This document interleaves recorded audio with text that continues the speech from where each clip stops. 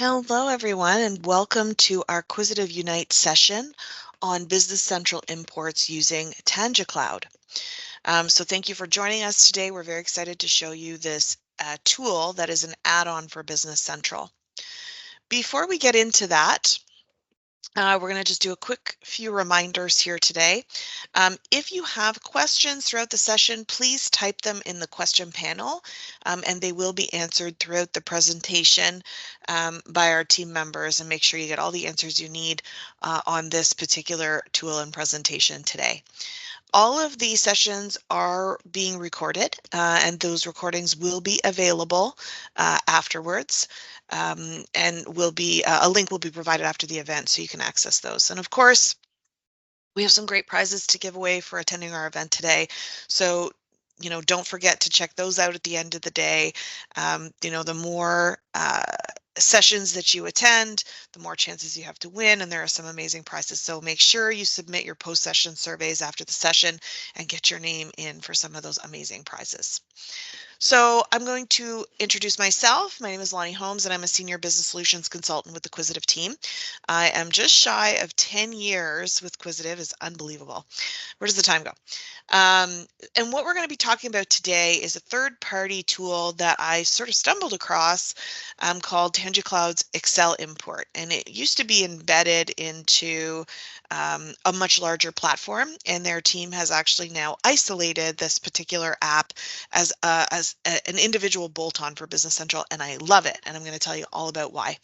So I'm going to tell you a little bit about what the Excel import tool is, why it is such a superb alternative to some of Business Central's import tools or functionality.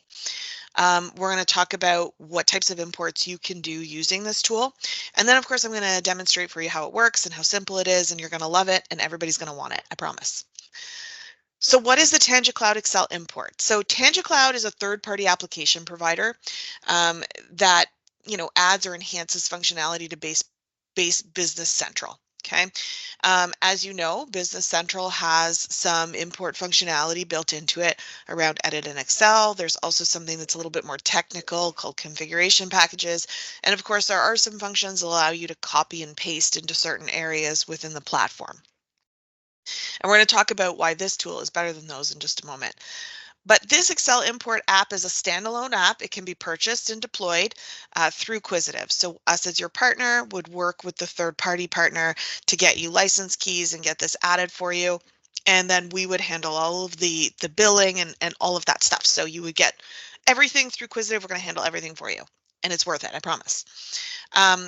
What does it do for you? Well, it's going to allow you to simply get data in a very efficient manner into your Business Central environment from disparate third-party systems that you may have. So, perfect example is payroll.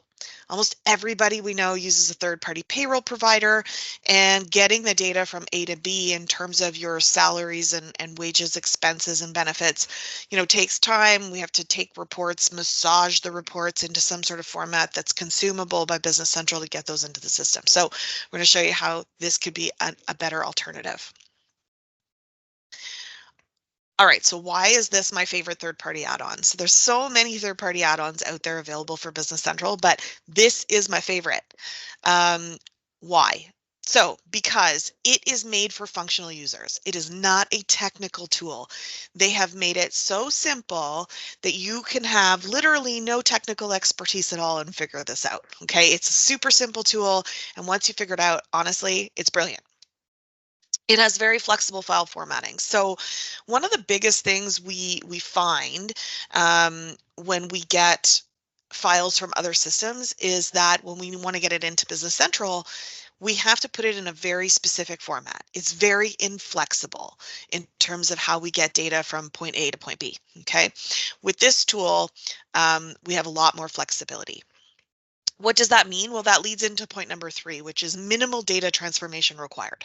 So I can take a report out of any disparate system, let's say payroll as an example, with a whole bunch of columns and information in it that is not relevant to my import into BC. I don't have to remove those columns. I don't have to rejig anything in my form. I don't have to copy and paste columns from one file format to another. I can simply use that file format in its exact raw nature and still map it into this import without having to do a lot of extra work. Okay. One-step import process for invoice documents. So if you have ever tried to import purchase invoices or sales invoices into Business Central, you will know that that import is a two-step process. You have to import the header details, which is the customer information or vendor information, and then you have to import the line detail. This, we don't do that. It's all one import to do both of those things. Okay, so it's brilliant, very efficient. We can easily create multiple Business Central companies for these imports, meaning I can create the import in one company and I can easily extract it and import it into another entity. So I don't have to recreate these mappings within every entity. I can simply, almost like a copy and paste or export import. Okay. It's very amiable for configuration. So it's very flexible to work around in terms of your mapping and what fields are required and not required. And that is a little bit more technical, but not. And this is where our team can really help you when we're deploying this product for you in terms of understanding what your needs are for import and making sure that all those layouts are lined out the way you need them to be. And it also works with other third-party platforms. So what do I mean by that? Well, when we have other third parties in our environment, a lot of those third parties add additional fields or information into the existing table structure in Business Central. And this Excel import reads from those table structures. So the beauty is that if those fields are in the existing tables, we can actually include those fields easily in this import tool. We can also, if we create any custom fields for you for any reason, we can also include those custom fields as part of the import as well. There's a little bit of work we do on our side, but it's super fast.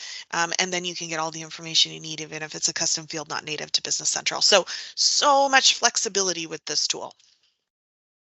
So what are some of the things you can import using Tangicloud? There's lots of things. From the financial side, you can do, bank information, you can do GL accounts, you can do your dimension values, but most of that primary data isn't always the problem. The problem comes when we're talking about journals, right? So we can do general journals, which would include purchase journals, sales journals, payment journals, cash receipt journals, all the things, okay? Sales. Obviously, we have some primary records like customers and price lists, but we can also do things like sales orders, sales invoices, credit memos. We can even do ship to addresses now, which is a new functionality they added earlier this year. So lots of flexibility there. Projects and jobs. We can do jobs and GL journals, job journals, resource journals, timesheets, all those good things. And then, of course, on the purchasing side, we have vendors, purchase journals, purchase credit memos, purchase invoices, and all the like. So there is a lot of functionality available here for import. And what's great is the partner we work with, Tangicloud, is always building on this and adding to their roadmap in terms of other functionality that could be part of import. So stay tuned. There's always going to be more things added to this tool in the future. All right, so how do we use it? Well, the first thing we need to do is we create an import mapping file. And that tells us where our fields from our Excel file go in Business Central. Sounds complicated, but it's really not. So let's actually see it in action. So I'm going to pop into Business Central. And what I'm first going to do actually before I show you my import mapping is I'm going to actually open for you my first file, this Excel file here. So this is actually a very common reason people like this tool, and that is for payroll journal entries, right? We get a payroll report, we can download it into some sort of Excel or CSV file, and we have all sorts of columns in there that we may or may not need. Right? So this is a very simple one. You see here, I've got like documents and I've got pay periods in here. And a lot of this, I may not need, but I'm not going to take it out, right? I'm going to leave it there because I don't want to spend a lot of time, again, transforming my file and data into something else. So I'm going to leave this as is. Now, what's key about this is the mapping exercise. So this is sort of a one-time setup that you would do for your specific files or reports that you're importing. So I'm going to go into my import mappings, and you're going to see in here I've created one for payroll. Now the beauty is you can have as many import mappings as you want for the same type. So I could have, 5 different general journal type imports that are related to different systems that provide me information in a different format. So this one is specifically for my payroll. So what you'll see, if I kind of put these side by side a little bit, okay, what you'll see is in my columns, I have given my column name in here, which is reading from my Excel file. Okay, so I have put the names in here exactly as you see them at the top of the page. They have to be identical in order for the system to map them across. But note, my pay period in here, not here, right? I don't need pay period. It's not relevant to me in my journal entry in Business Central. So I've skipped over column 3, right? So I'm mapping my name and then what the column number is that's related to that particular name. So my date is column 1, my document is column 2, account type is 4, right? Now, some of these fields are obviously required in Business Central that may not be on your report. So while there is very minimal data transformation, there may be columns you need to add to your report that are not native to most systems, like account type as an example. Okay, but it's a really easy one to add in, and most of your lines are pretty much going to be the same. Okay, so it's a quick copy paste. Everything else here is pretty much native stuff, and you can see I've even added some dimensions in here at the end as well. And if your reports can include your departments and things like that that are tied to dimensions, that makes it even easier. So I've mapped those across. Now that this shows the same as my file, what I want to do now is tell the system, based on this column, what is the field in Business Central's journal entry that I would want to map it to? So in this case, I want my date on my report to be my posting date for my journal entry. I want the document to be the document number in my journal entry, account type to account type, account number to account number, right? And all of these things are relatively straightforward. And the beauty is we're not looking at these table headers as anything other than what they are. You're not, reading weird table names. They're exactly the fields as you would see them in a journal entry directly. And you can see I also have all of my dimensions here, which are actually labeled based on what those dimensions are called, rather than shortcut dimension 1, shortcut dimension 2, which means a whole lot of nothing to anybody, right? So those are now mapped across, and I've got my mapping file created. Now, I'll talk a little bit about the header at the top here. Most of this is actually just identifying what type of transaction you are importing. So if you're importing journals, you would use the general journal layout code. You're identifying if your file has a header row. So do we have header information in here to read from? And if so, what is the what is the row number in which that header information starts? And when does our data begin? So the other thing that a lot of people get when they get a report out of a disparate system like payroll is they get a whole bunch of rows at the very top of the page that have like the date and the user who ran the report and the time that they ran the report and a whole bunch of stuff that's not relevant to your import. You can simply skip over that and say, hey, my header row actually starts on, row 6 and my data starts on row 7 or row 8. So again, you don't have to remove a bunch of stuff and delete rows and things like that in order to make the file functional for you to import. Okay, so this is very simple. I've now got this mapping. Let's go see how we can use it. So I'm going to actually go into my general journal. I'm going to open up my default batch here, and I'm going to have a brand new batch with no information in here. So I'm actually now going to go into Actions, Functions, Other, and Excel Import. Now, because I only have right now one general journal layout created, it automatically populates it in here. If I had multiples, I could select from the list. Okay, and now I'm going to pick up my file. So I'm going to click on here, and I'm going to go to my Excel import demo. Okay, and there's my sheet. Now, if I again have multiple tabs in my file, which you can, as soon as I click on that, it would open up an additional pop-up that will ask me which tab in my workbook do I want to select for import. Okay, and then once that's done, I click OK, and it's going to start to look through my records and validate if I have any errors.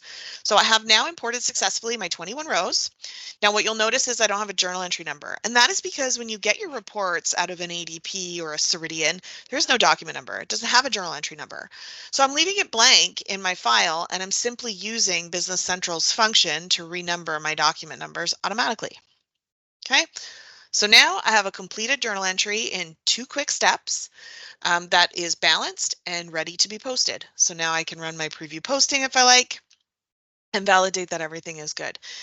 In terms of validation on import, the system will validate for legitimate data. So if there is an account in your list that doesn't exist in your chart, it will throw an error. If there are dimension codes that don't exist in your Business Central environment, it will throw an error.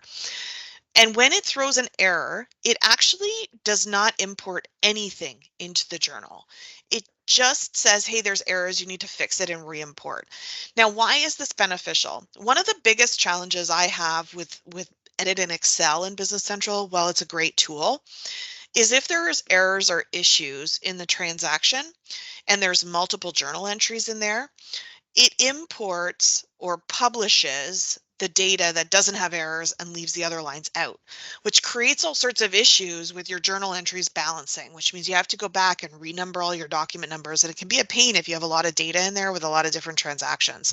So this just says, no, we're not importing anything.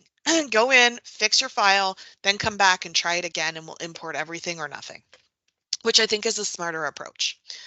Okay, so now I could post this and I am ready to roll. So let's quickly look at another import type. So I'm going to go back to my import mappings here for a moment, and I'm going to show you that I've created one as well for purchase invoices. So I want to show you this one because we talked about, in the slides, how normally in Business Central, this is a 2-step import process, whereas Excel, this Excel import option is a 1-step. So I'm going to pull up my purchase import file here for you to see.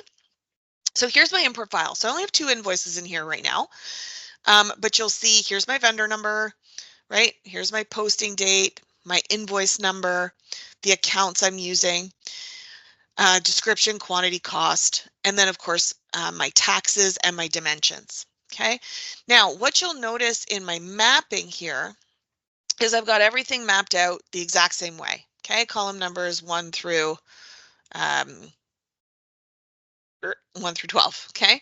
But what you'll notice in this case is under my type, okay, I have not put anything in here. And that is because in my import mapping, I have said all of these accounts are GL accounts. So my type is always GL account on the line. I do not need to specify the account type within the file. All I need is a header column, and then I can select this as a default value. Okay. The other thing I want to mention is the description. So as you know, there are character limitations in Business Central in terms of descriptions. And sometimes we go over those, we try to import stuff, we get errors. This actually will allow you to create an automatic truncate. So if you have more than 100 characters in your description line, it will just truncate it to make sure it's 100 and still allow you to import without an error. So you can turn that feature on or off. Okay. So now we have a purchase invoice layout very similar to what you saw in the general journal, but now let's go into our purchase invoices. So I'm going to close my Excel file here because it can't be open in order for me to import. I'm going to go to the home menu, import invoices, and as you can see, there's my import mapping because I only have one, and I'm going to go pick up my file.